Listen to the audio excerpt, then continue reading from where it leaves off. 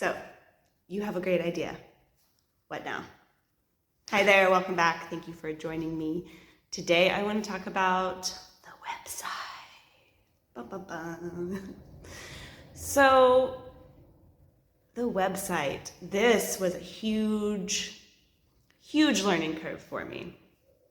I am on the older side when it comes to internet things. The internet was becoming a thing when I was growing up. And at some point, I did have a computer class where we learned how to code for websites, really basic stuff. But this was a million years ago. The internet is different. Nobody uses Netscape anymore, and you can do more than download songs on Napster. So it was something I really don't know how to do. But I have a small business and a small budget. So I needed to build something that looked professional, but was affordable. And I didn't really know, there's a lot of website building platforms online. And I didn't know which one was best. I didn't know anything. So what did I do? I asked for help. And what I learned, I did my own research, but I also asked other people, my sister. Ultimately, I went with a platform that, in my opinion, seemed the most user-friendly and was most affordable for what I needed. I don't need to do really complicated things on my website. I need a calendar, a little bit of information, and a place to feature artists. It's really basic. So choosing a platform really is going to depend, just like your space. If you have a business with an actual location, that space will also inform your business. So your business will inform your website platform. And so I bought the domain name and I started building a website. However, I was building a website not on my domain name, but on the actual platform, the platform's domain. So I had 30 days of like a free trial with my domain name. And then afterwards, it switched over, so it was like the platform I used, point.fakikeju.com. So after 30 days, my website disappeared. And I was like, what? Where is it? What did I do? I asked for help. I called my sister because, again, she has a lot of experience with this. So I called my sister and I asked, like, hey, what's going on? Luckily, she was coming to Portugal. And so she sat down with me and we worked through what was happening. And I bought the domain name, but I hadn't bought the hosting. I mean, I don't know.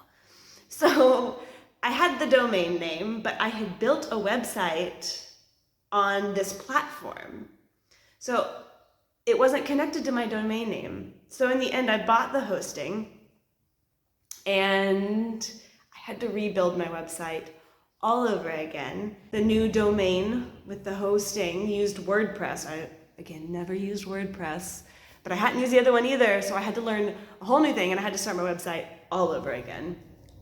I mean, okay, I didn't have to start it all over again. I had the text more or less, but the design, all over again. And that's what really takes the time, right? The design. So I started all over again. And then, I guess, about 8 months later, I found out that people weren't able to go to my website because they were getting security errors. I don't know what that means.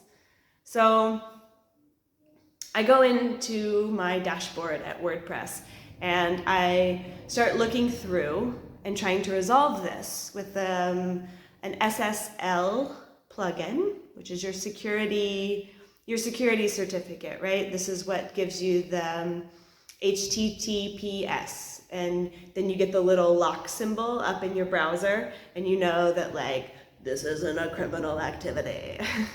And it makes your business more trustworthy. So I go in, I try to fix the security thing, and what happens? I get locked out of my own dashboard.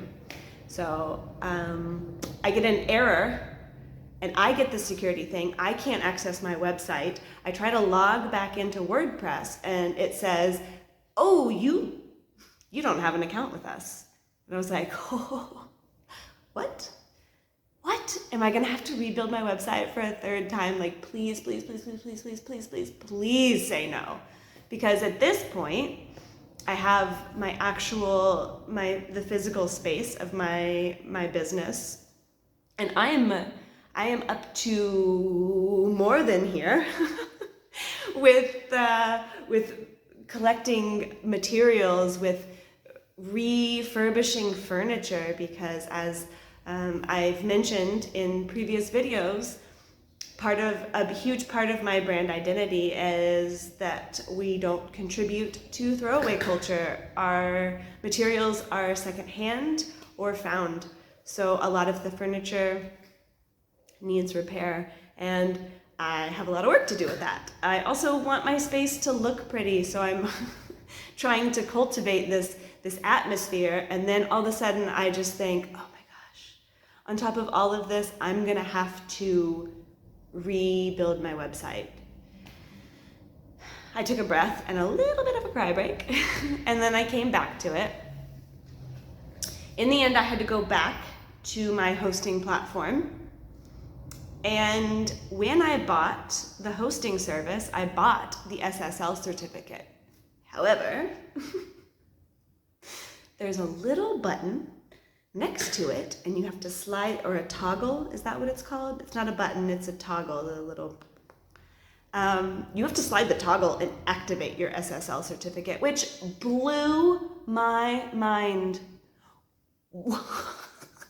Why would I buy a security certificate and not activate it? Because I just enjoy spending money, or why wouldn't I want that activated? So in the end, it was a really simple solution, but it took a lot of time, and it was super frustrating.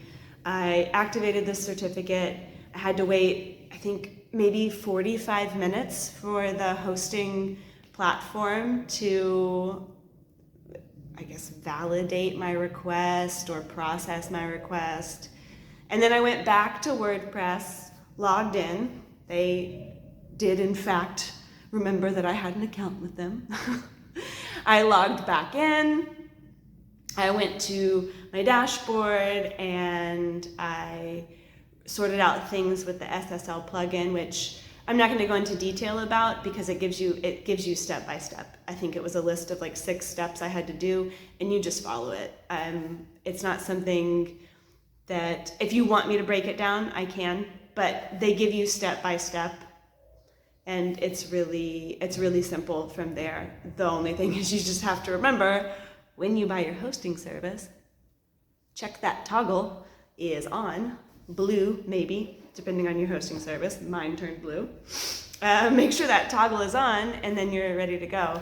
And I didn't have to rebuild my website. My website is now secure. People can access it. But it was something I wish I had known, because for 8 months, I'm not sure how long of a period of time people were having trouble accessing, but I have my website everywhere. It's on the window. Before we opened, I spent a lot of time, as I spoke in the brand identity video, making a sign that has my website on it. I hand it out to people who are curious about the business, and all this time I didn't know that people weren't able to access it.